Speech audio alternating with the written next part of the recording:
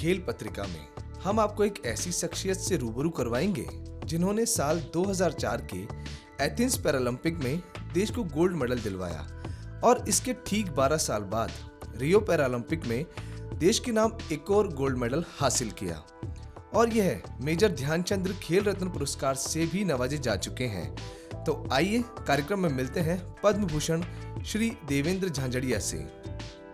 दोस्तों, कहते हैं कि दिल में जब कुछ कर गुजरने का जज्बा हो तो सामने कितनी भी चुनौतियां हों, परेशानियां हों, आड़े नहीं आती हैं। और दुनिया में कुछ शख्स ऐसे होते हैं जिनके लिए चुनौतियों का सामना करना उनका एक पैशन होता है, उनका जुनून होता है। और क्योंकि आज कार्यक्रम में हमारे बीच एक ऐसे शख्स हैं जो कि किसी परिचय के मोहताज नहीं है, जिन्होंने देश के नाम दो गोल्ड मेडल जीतकर अपने देश का ही नहीं अपितु अपने राज्य का और अपने शहर का नाम रोशन किया है। देवेंद्र जी, आपका कार्यक्रम में बहुत बहुत स्वागत है। Thank you. देवेंद्र जी, आप इतने सारे पुरस्कारों से सम्मानित हैं, इतने सारे पुरस्कार आपको मिले हैं और आज आप यूथ के लिए एक रोल मॉडल हैं, एक आइकन हैं। तो सबसे पहले हम आपसे यह जानना चाहेंगे कि 20 साल से आप अंतर्राष्ट्रीय खेलों में पार्टिसिपेट कर रहे हैं, देश को रिप्रेजेंट कर रहे हैं। तो ये जो 20 साल का आपका सफ़र है, इसकी शुरुआत कहाँ से हुई, आपकी जर्नी की शुरुआत कहाँ से हुई, आप हमें सबसे पहले ये बताइए। बिल्कुल, दूरदर्शन के स्टूडियो में बुलाने पे सबसे पहले मैं दूरदर्शन को बहुत बहुत धन्यवाद देना चाहता हूँ। और शुरुआत एक ऐसी हुई कि मैं 10वीं कक्षा में पढ़ता था, मैं सरकारी स्कूल में पढ़ा। तो वहाँ पे क्या बेसिक फैसिलिटी थी, जैसे आप शॉट पुट, डिस्कस या रनिंग कर सकते हो या जेवलिन फेंक सकते हो। ऐसा नहीं था कि वहाँ कोई टेनिस कोर्ट हो, बैडमिंटन कोर्ट हो, स्विमिंग पूल हो। लेकिन मेरी खेलने में रुचि थी, तो हम इंटरवल में खेलते थे। तो उसके बाद मैंने खुद मेरे घर पे ट्रेनिंग करने के लिए मैंने लकड़ी का भाला बनाया। ओके। और उससे शुरुआत की। उस लकड़ी के भाले से शुरुआत करके फिर मैंने 95-96 में मैं डिस्ट्रिक्ट का चैंपियन बना। अच्छा। तो मेरे सामने 2 चुनौतियाँ थी। पहली चुनौती ये थी कि स्पोर्ट्स करना, और दूसरी सबसे बड़ी चुनौती ये कि मैं फिजिकल चैलेंज और फिर स्पोर्ट्स करना। अच्छा। तो क्या सोसाइटी आपका एक्सेप्ट नहीं करती उस चीज़ को। बिल्कुल। क्योंकि हिंदुस्तान में आज से 20, 25, 30 साल पहले तो स्पोर्ट्स का कोई क्रेज ही नहीं था। आज अलग बात है। तो उस टाइम मैं ज़बरदस्ती खेलता था। लोग मुझे कहते थे, क्या मतलब है खेलने का, आप पढ़ाई करो, जॉब पकड़ो गवर्नमेंट, ज़िंदगी जियो, स्पोर्ट्स में क्या कर लेगा, एक हाथ भी नहीं है आपके। तो वो चीज़ें बहुत सुनी। लेकिन 20 साल के जब करियर की बात आती है, आप पूछा कि 20 साल में क्या बदलाव हुए, क्या, मैं 20 साल को देखता हूँ। पिछले 2002 में जो मेरा गोल्ड मेडल है एशियन गेम में, और अभी लास्ट में जैसे वर्ल्ड एथलेटिक्स ग्रांड प्रिक्स में सिल्वर मेडल है, तो लगातार 20 साल खेलना एथलेटिक्स गेम जैसे जेवलिन थ्रो में एक बहुत ही चैलेंजिंग काम होता है। उसके पीछे मेरा डेडिकेशन था, मेरा अनुशासन था जी। और मेरी स्पोर्ट्स के प्रति समर्पित भाव, बहुत समर्पित रहा मैं स्पोर्ट्स के प्रति। बदलती गई परिस्थितियाँ, बहुत चेंजेज आए। 4 में अलग ही था, 16 में अलग ही था, 10 में अलग ही था, 21 में बिल्कुल अलग मिला, स्पोर्ट्स पर्सन अलग मिले, साथ वाले थे वो कभी के रिटायरमेंट हो गए। लेकिन मैंने एक 20 साल के करियर में ये जो मेरा अनुभव कहता है कि आपकी सबसे जो प्रिय चीज़ आपके लिए, जो सबसे अच्छी चीज़ लगती है आपको, उसकी तरफ ही चलो आप। और मेरे को सबसे अच्छी जेवलिन लगती है लाइफ में, तो मैं उसके बगैर मैं ज़्यादातर लाइफ में सोच भी नहीं सकता। जी। तो ये तो आपने बताया कि ऐसे आपकी जर्नी रही, ऐसे आपकी शुरुआत हुई। देवेंद्र जी, मैंने जितना आपके बारे में पढ़ा, जितना मैं सुनता हूँ या मैं जितना भी आपके बारे में पढ़ता हूँ, मैंने एक छोटी सी चीज़ सुनी जिसका जिक्र आपने भी किया कि बचपन में आपके साथ एक हादसा हो गया था। आप पेड़ पर चढ़ रहे थे कोई फल लेने के लिए और आपको शायद करंट लग गया था, उसमें आपके साथ ये हादसा हुआ। तो ये हादसा क्या था, इसके बारे में भी थोड़ा बताइए, क्योंकि बहुत सारे जो युवा हैं, जो योग्य जन हैं, वो खेलों में आगे आना चाहते हैं, लेकिन उनका जो मोराल है वो इतना बूस्टअप नहीं है। हर कोई देवेंद्र झांझड़िया बनना चाहता है, लेकिन मोराल इतना बूस्ट नहीं है और वो आगे नहीं आ पाते हैं। बिल्कुल, 9 साल की उम्र थी मेरी जिस टाइम में, और उस टाइम में मैं एक पेड़ पे टहनी तोड़ रहा था। कंस्ट्रक्शन का काम चल रहा था हमारे गांव में, और 11,000 वोल्टेज की लाइन से मुझे बिजली का करंट लग गया था। उस टाइम वहाँ से मेरे को ऐसे घर वाले ऐसे लेकर के आ गए कि अब इसके अंदर सांसें नहीं बची हैं, ले चलो घर पे। ओके। लेकिन थोड़ा थोड़ा मैं धड़कन थी बॉडी में, और फिर मेरे को डॉक्टर के पास ले गए। मेरे गांव से फिर मुझे जयपुर एसएमएस में लेकर के आए। वहाँ 4 महीने ट्रीटमेंट चला, और डॉक्टर ने लास्ट टाइम में, आज भी मुझे वो वर्ड याद हैं, जब डॉक्टर ने एक बात बोली थी कि ये जिंदगी भर, जिंदा तो रह गया, अच्छा, जिंदगी भर ये एक हाथ तो काटना पड़ा मेरा उस टाइम, लेकिन लाइफ टाइम ये दुबला पतला रहेगा बिल्कुल, मतलब ये ग्रोथ नहीं कर पाएगा। तो मेरे पिताजी ने बोला था कि कहीं न कहीं आप जिस दिन हम लेकर के आए थे तो आप कह रहे थे कि जिंदा कैसे रहा ये, तो हो सकता है ये ग्रोथ भी कर जाए। तो मुझे डॉक्टर वाला शब्द अच्छा नहीं लगा, पापा जी वाला अच्छा लगा कि कहीं न कहीं एक उम्मीद है मेरे अंदर। एक वो मोटिवेशन आपको आपके पिताजी की बातों से मिली। बिल्कुल जी। और यही मोटिवेशन हर खिलाड़ी में होनी चाहिए जो आपकी तरह बनना चाहते हैं, देश का नाम रोशन करना चाहते हैं। अब क्योंकि बात परिवार की भी आई यहाँ पर, परिवार में जैसे कि आपने बताया कि चैलेंजिंग रहा थोड़ा सा, क्योंकि डॉक्टर्स ने भी आपसे कहा कि ये ग्रोथ नहीं कर पाएंगे, और आप आज इतनी ग्रोथ कर गए हैं कि आप लोगों के लिए रोल मॉडल हैं, हर प्लेयर के लिए रोल मॉडल हैं। तो परिवार की तरफ से क्या सपोर्ट रहा? क्योंकि हर परिवार में चाहते हैं कि हमारा बच्चा पढ़ लिख कर किसी गवर्नमेंट जॉब में जाए या किसी और फील्ड में जाए, बट आप एक प्लेयर बने और इतने बड़े प्लेयर आज बन गए हैं, तो परिवार की तरफ से क्या सहयोग रहा? बिल्कुल 100% परिवार का सहयोग रहा। और मैं कहना चाहूँगा, जो मैंने खेल की शुरुआत की थी, तो मैं सबसे अच्छी बात ये मानता हूँ कि मेरे माँ बाप ने मेरे को डॉक्टर या इंजीनियर बनाने का सपना नहीं देखा, मेरे को खिलाड़ी बनाने का सपना देखा उस टाइम में, जब स्पोर्ट्स की कोई वैल्यू भी नहीं हुआ करती थी। तो इससे एक चीज़ ये निकलती है कि बच्चे का इंटरेस्ट किस क्षेत्र में, उसी क्षेत्र में भेजना चाहिए।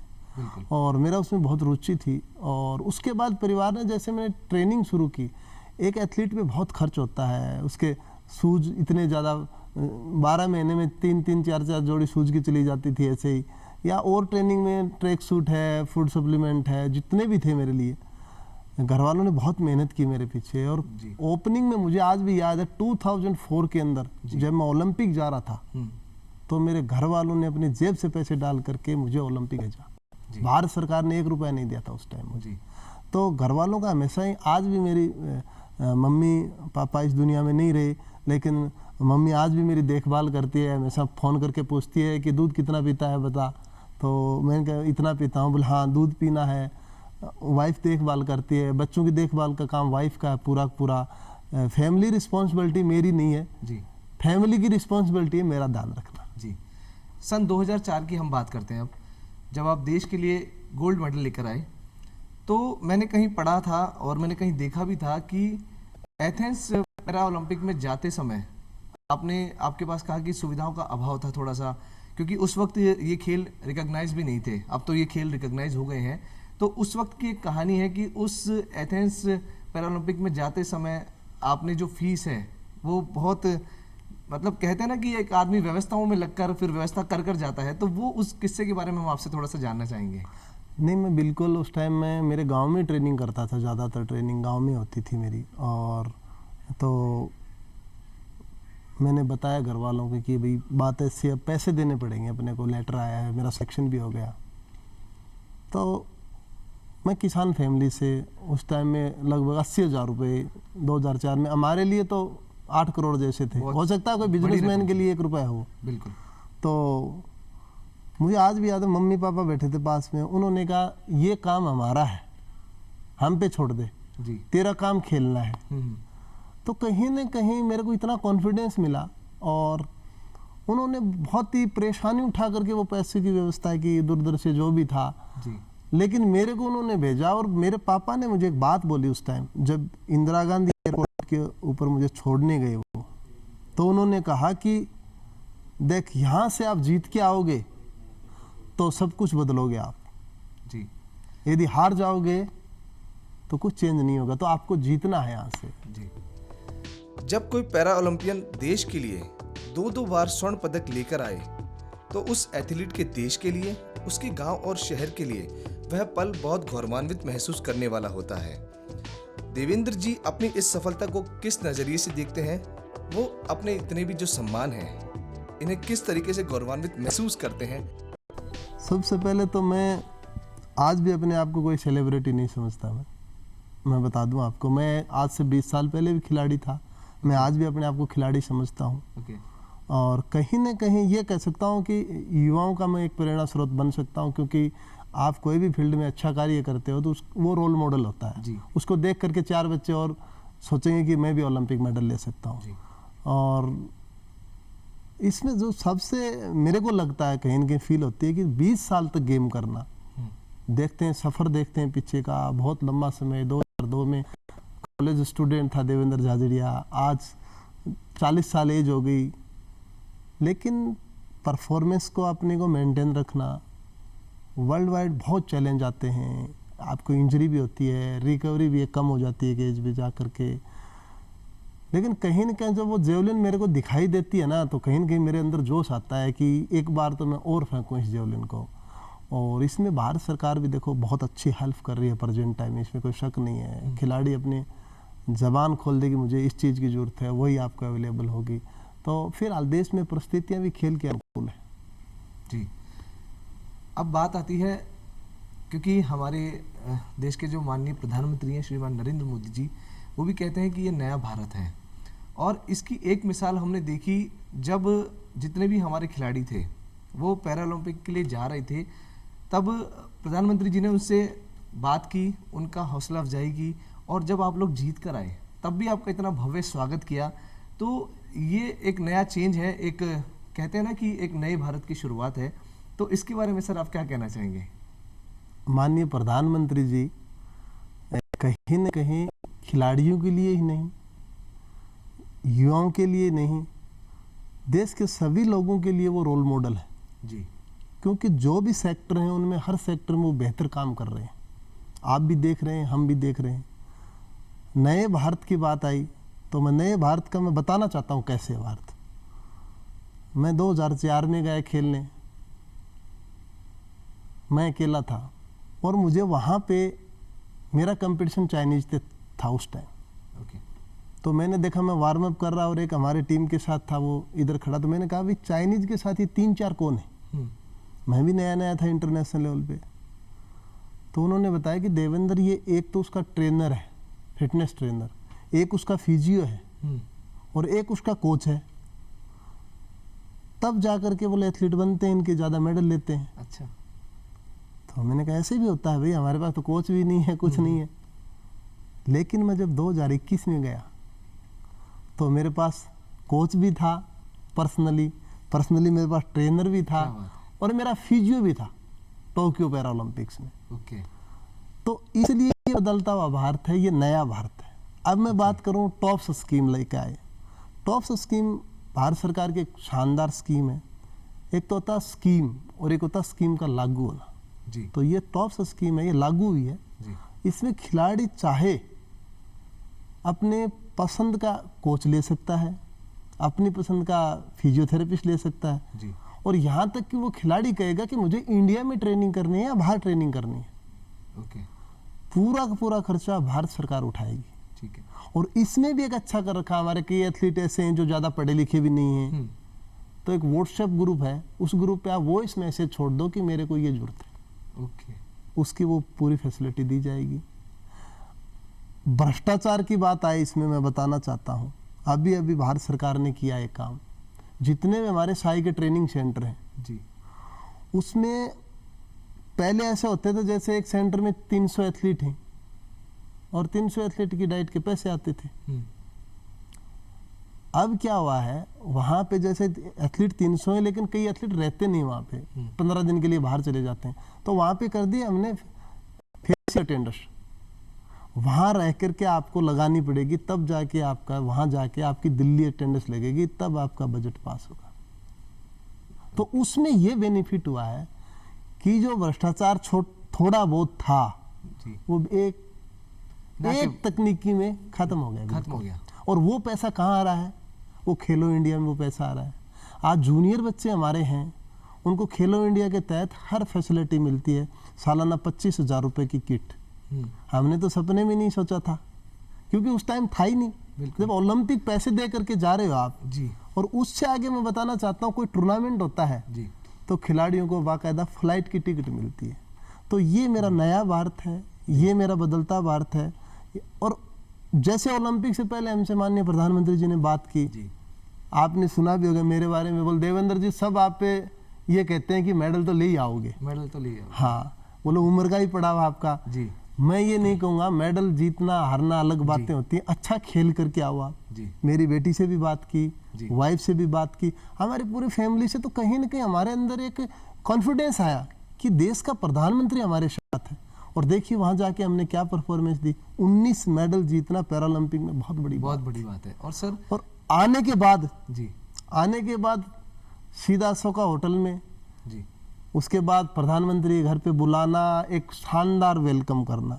और उनमें भी मैं एक बात बताना चाहता हूँ आपको, अब भारत सरकार ने ये कर रखा था, पहले पैसे एशियन गेम के बच्चे जीत के आते थे, 2-2 साल पैसे नहीं मिलते थे। प्रधानमंत्री जी ने स्पष्ट कह रखा है कि खिलाड़ी घर पे जाए जीतने, चेक साथ लेके जाना चाहिए।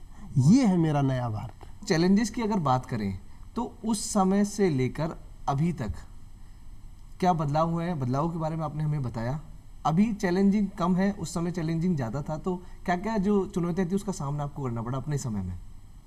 मेरे समय में सबसे बड़ी प्रॉब्लम ये थी कि सरकार की तरफ से कोई सुविधा नहीं मिलती थी उस टाइम। जब तक गवर्नमेंट आपको फंड नहीं देगी आप ट्रेनिंग नहीं कर पाओगे, और ट्रेनिंग फैसिलिटी नहीं थी। लास्ट 6-7 साल को मैं छोड़ दूं भारत में, तो हम स्पोर्ट्स साइंस में बहुत पीछे थे। आज हमारे पास स्पोर्ट्स साइंस बैकग्राउंड हमारा अब अच्छा हो गया, तो कहीं ना कहीं जो इंजरी हमें 1 महीने में रिकवर होती थी, आज हम 7 दिन में ठीक कर रहे हो। जो तकनीकी हमारे पास नहीं थी, टेक्निक हम अच्छी टेक्निक से इवेंट करना या थ्रो करना, उसमें काफ़ी इम्प्रूवमेंट हुआ है। इक्विपमेंट हमारे पास अच्छे आए हैं, जिम के सामान बहुत अच्छे, लेटेस्ट टेक्नोलॉजी में हमारे पास इक्विपमेंट है जिम के, उसमें ये बता सकता है कि आपकी बॉडी की स्ट्रेंथ क्या है, आपकी फ्लेक्सिबिलिटी बॉडी की क्या है, अभी बॉडी को किस चीज़ की रिक्वायरमेंट है। पहले वो चीज़ें नहीं थी हमारे पास, एक सिंपल था कि ट्रेनिंग करता रहे, खिलाड़ी करता रहे। आज सबसे बड़ी बात बताऊं, मैं देख रहा हूं कि इंडिया ने जो पीछे मेहनत की थी उतना हमें रिजल्ट नहीं मिला। कहीं ना कहीं अब मैं देखूं तो ओवर ट्रेनिंग के शिकार थे हम, ज़्यादा मेहनत करते थे। अच्छा, हाँ, अब हमें साइंस बताती है कि इतनी मेहनत करनी है आपको। अब एक पैरामीटर सेट हो गया आपकी एक्सरसाइज का भी, बिल्कुल आपको कितनी एक्सरसाइज करनी है, कितना समय किस एक्सरसाइज को देना है। जी देवेंद्र जी, अब बात करते हैं देश को रिप्रेजेंट करने की। तो एक जो पैरा ओलंपिक के जो प्लेयर होते हैं, खिलाड़ी होते हैं, जैसे कि आप हैं, तो पूरे देश को रिप्रेजेंट करना एक चैलेंजिंग टास्क होता है। तो आपके लिए कितना चैलेंजिंग रहा जब आप 2-2 गोल्ड मेडल लेकर आए? हाँ, बिल्कुल बहुत बड़ा चैलेंज रहता है देश से खेलना। यानी आप सबसे पहले डिस्ट्रिक्ट में चैंपियन बनो, फिर आप स्टेट में चैंपियन बनो, फिर नेशनल में चैंपियन बनो, और फिर इंटरनेशनल लेवल पे आप क्वालिफाई करो और फिर मेडल जीतो। और उसमें भी आपकी ट्रेनिंग प्लान कैसी है, आप दुनिया से कैसे जीत पाओगे, लोगों के पास बेहतर विकल्प हैं, बेहतर फोर्स है उनके पास, उनके बीच में आप लिमिटेड फोर्स से आपको लड़ना है। एक टाइम ऐसा भी होता था। लेकिन मैं ये मानता हूँ कहीं ना कहीं आपको अपने आप पे भरोसा रखना चाहिए कि मैं कर सकता हूँ, मैं कमज़ोर नहीं हूँ, और अच्छी सी प्लान बनानी चाहिए कि मुझे इस सेक्टर में काम करना है। जैसे मुझे स्पोर्ट्स में आना है तो मुझे स्पोर्ट्स ही करना है, उस पर पूरा फोकस करना है। और उस टाइम, मेरे टाइम में बहुत ज़्यादा चैलेंज थे।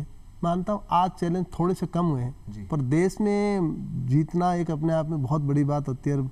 जैसे आपको ओलंपिक जैसे खेल में मेडल जीतने का मतलब ये है कि आपको 100% अदर एक्टिविटी से दूर होना है। जी, जैसे मैं टोक्यो में भी जीता था, सिल्वर मेडल मेरा आया था, या रियो में जो गोल्ड मेडल आया था, तो रियो के टाइम में मैं 12 महीने घर पे नहीं आया था। अच्छा, अभी टोक्यो में भी ऐसा ही हुआ था, 12 महीने बाद में मैं घर पे आया। तो ये चीज़ें आपको छोड़नी पड़ेंगी। बड़ा हासिल करने के लिए छोटी चीज़ों को आपको ध्यान नहीं देना होगा उन पर। बिल्कुल, कहते हैं ना कि कुछ पाने के लिए कुछ खोना पड़ता है। खोना नहीं पड़ता, यहाँ थोड़ा सा मैनेज करना पड़ेगा आपको। कार्यक्रम मन की बात के माध्यम से प्रधानमंत्री श्री नरेंद्र मोदी जी ने पूरे देश के सामने आपकी तारीफ की, आपकी हौसला अफजाई की। गोल्ड मेडल प्राप्त करने वाले भाई देवेंद्र जाजरिया भाला फेंक में वो दोबारा गोल्ड मेडल लाए, और 12 साल के बाद दोबारा ले आए। 12 साल में उम्र बढ़ जाती है, एक बार गोल्ड मेडल बनने के बाद कुछ जज्बा भी कम हो जाता है।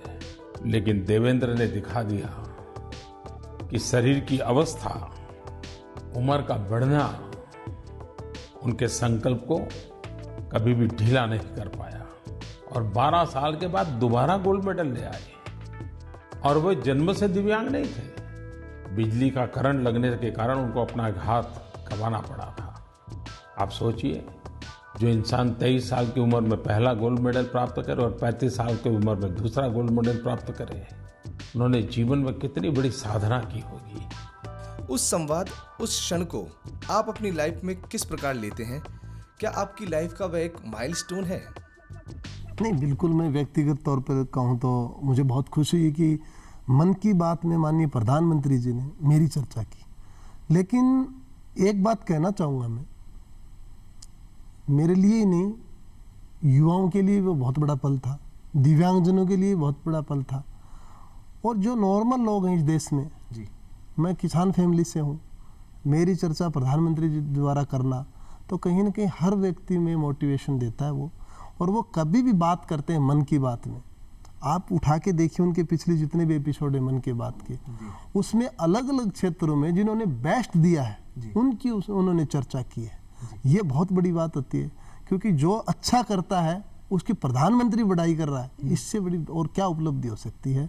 और उन्होंने खुद ने भी हर सेक्टर में, जैसे मैं स्पोर्ट्स में हूँ, मुझे पता है स्पोर्ट्स में कितना अच्छा काम किया उन्होंने, या अदर फील्ड में जितने भी उनमें हम सुनते हैं तो बड़ा अच्छा लगता है कि देश में ये सुधार हुआ है, ये बदलाव आया है। तो कहीं ना कहीं वो तो हमारे सबके रोल मॉडल है जी। और भी बहुत सारे एथलीट हैं, बहुत सारे प्लेयर हैं, उनके लिए सर आप क्या कहना चाहेंगे आज उनका मोराल बूस्ट करने के लिए? बिल्कुल, मैं विशेष तौर पे विशेष योग्य जन जितने भी देश के, उनसे मैं यही कहना चाहता हूँ कि एक तो सोसाइटी से घबराए ना। सोसाइटी आपके बारे में क्या बोल रही है, समाज आपके बारे में क्या बोल रहा है, परिवार आपके बारे में क्या बोल रहा है, वो कोई मायने नहीं रखना आपको। आपको सिर्फ अपना धैर्य रखना है, आपको अनुशासन में रहना है, और जिस भी फील्ड में आप जाओ मेहनत करो, उसमें कोई रोकने वाला नहीं है। आज आपकी जो लोग मजाक उड़ाते हैं, कल सक्सेस होगे तो वही लोग बोलेंगे कि हम तो पहले ही बोल रहे थे कि ये मेहनत कर रहा, सक्सेस होगा। तो इतना कहना चाहूँगा कि आप अपनी लाइफ में मेहनत करें जी। और सर अब वापस आते हैं आपके ऊपर, देवेंद्र झांझड़िया जी की आगे की क्या तैयारियां हैं? अब आने वाले समय में खेलों के लिए क्या तैयारियां हैं, वो आप हमें बताइए प्लीज़। सभी 15 दिन पहले वर्ल्ड एथलेटिक्स ग्रांड प्रिक्स में खेल के सिल्वर मेडल लेकर के आया हूँ, और एशियन गेम्स की क्वालिफाई भी की है जो अगले साल होने वाले हैं, वर्ल्ड चैम्पियनशिप, एशियन गेम। तो मेन फोकस मेरा अगले साल होने वाली पैरा एशियन गेम्स और वर्ल्ड एथलेटिक्स जी। और मेरा बाकी पूरा फोकस है जो पेरिस पैरालंपिक्स पे 2024 में होने वाले हैं जी। तो उनकी मैं तैयारी कर रहा हूँ। और अभी पीछे यूरोप में भारत सरकार ने भेजा था मुझे ट्रेनिंग के लिए, अभी मैं गांधीनगर गुजरात में ट्रेनिंग कर रहा हूँ। और मैं इतनी मेहनत कर रहा हूँ और मैं भरोसा दिलाऊंगा कि एक बार फिर से मैं देश के लिए मेडल जीतूंगा जी। हमारी शुभकामनाएं सर आपके साथ है। अब क्योंकि आपने बात की खेलों की, तो खेलों की जब बात करते हैं तो सर बात आती है प्रतिस्पर्धा की, बात आती है कंपटीशन की। तो आपके कंपटीशन में आप किसे मानते हैं कि कौन आपके जो सामने खिलाड़ी हैं वो आपके कॉम्पिटिटर हैं, आपके कंपटीशन में हैं? मेरे लंबे समय तक तो देखा जाए तो चाइनीज एथलीट रहे मेरे मुकाबले में जी। चाहे वो 2004 का हो, चाहे मेरा 2002 का कंपटीशन हो, चाहे 13 का हो, चाहे 14 का हो, चाहे 16 का ओलंपिक हो। लेकिन कहीं ना कहीं मेरे अंदर ये रहता है कि मेरा कंपटीशन मेरे से ही है। मैं हमेशा ये कहता हूँ मुझे मेरा बेस्ट करना है, ये लेके चलता हूँ मैं। ठीक है, वर्ल्ड लेवल पे आपके परिस्थितियाँ बदलती रहती हैं, जो खिलाड़ी आपको ये लगता है कि ये बहुत बेस्ट करने वाला है वो फिर देखते हैं कि 8वें नंबर पे रहा है, कई बार ऐसा भी हो जाता है। तो मैं अपने आप में यही कहता हूँ कि मेरा खुद से ही मेरा कंपटीशन है, मुझे मेरा बेस्ट करना है बस जी। क्या मैसेज देना चाहेंगे देश के जो युवा हैं, उन्हें खेलों में आगे आने के लिए, उन्हें प्रेरित करने के लिए क्या संदेश आप देना चाहेंगे? इसमें मैं एक दो बातें कहना चाहूँगा युवाओं से विशेष तौर पे, कि चाहे वो कोई फील्ड में जाएं, स्पोर्ट्स भी नहीं, आप अपने आप पे विश्वास करो कि मैं ये कर सकता हूँ। इसके अलावा आप अनुशासन में रहें और कहीं ना कहीं आप अपना समय का कैलकुलेशन करें। कई बार क्या होता है, जैसे युवा है, हर युवा के आज हाथ में मोबाइल है जी। उस मोबाइल पे वो कितना टाइम खर्च कर रहा है ये देखना ज़रूरी है, क्योंकि आप ये निकालें कि 1 घंटा मुझे स्पोर्ट्स में टाइम देना है, तो 1 घंटा मुझे मोबाइल से दूर होना है। ये ज़रूरी है, क्योंकि कई बार मैंने देखा है बहुत से अपना यूथ है वो मोबाइल उनके पास ही रहता है, स्पोर्ट्स एक्टिविटी में ध्यान नहीं देते। स्पोर्ट्स का मतलब ये नहीं है आपको ओलंपिक मेडल लेना, स्पोर्ट्स का मतलब ये है कि आपको हेल्थी बनना है। फिर उसके बाद स्पोर्ट्स मेरा कैरियर भी हो सकता है। कैरियर का ये मतलब नहीं है कि आप ओलंपिक मेडल लो, आप एक अच्छे इंजरी के डॉक्टर बन सकते हो, आप एक अच्छे फिजियोथेरेपिस्ट बन सकते हो, आप एक अच्छी कंपनी चला सकते हो, एक CEO बन सकते हो आप, स्पोर्ट्स मैनेजमेंट कंपनी। तो स्पोर्ट्स अपने आप में बहुत बड़ा फील्ड है, आइए उसमें देखिए एक बार आकर के, कितना अच्छा लगेगा आपको। जी, स्पोर्ट्स की फील्ड की सर आपने बात की, और अभी हम जब चर्चा कर रहे थे तब आपने एक वाक्य मुझे बताया था कि जब आप बचपन में खेला करते थे तो आपके गांव में अड़ोसी पड़ोसी आपसे पूछते थे कि आप क्या करते हो, तो आप कहते थे कि मैं खेलता हूँ। तो उस वाक्य पे मैं आपसे ये जानना चाहूँगा कि वो वाक्य क्या था सर? एक्चुअली मैं जब इंटरनेशनल लेवल पे मेडल ले लिया था 2004, 2002, 2010 तक मुझे पूछा गया, 11 तक। तो मुझे पूछते थे भाई क्या करता है, मैंने कहा मैं स्पोर्ट्स करता हूँ, खेलता हूँ, जेवलिन थ्रो। उन्होंने कहा ये बात तो अच्छी है, पर करते क्या हो ये बताओ। तो मैंने बताया कि करना है तो स्पोर्ट्स ही है, बाकी तो मेरी जॉब चलती है स्पोर्ट्स कोटे में, क्योंकि उस टाइम में इतनी जॉब नहीं थी, इतना स्कोप नहीं था। लेकिन आज वो चीज़ बदल गई। अब धीरे धीरे दुनिया को या मेरे ग्रामीण परिवेश में पता चलता है कि स्पोर्ट्स कोटे में जॉब भी होती है और खिलाड़ी खेलता रहता है। देवेंद्र जी, आप हमारे कार्यक्रम खेल पत्रिका में पधारे और अपनी जीवनी से लेकर, आपके संघर्ष से लेकर आज आप इतने बड़े मुकाम पर हैं, सारी बातें आपने हमें बताई, और भारत सरकार किस प्रकार से कार्य कर रही है खेलों को प्रोत्साहित करने के लिए, खिलाड़ियों को प्रोत्साहित करने के लिए। देवेंद्र जी, कार्यक्रम में पधारने के लिए आपका एक बार बहुत बहुत धन्यवाद। जी धन्यवाद। Thank you sir.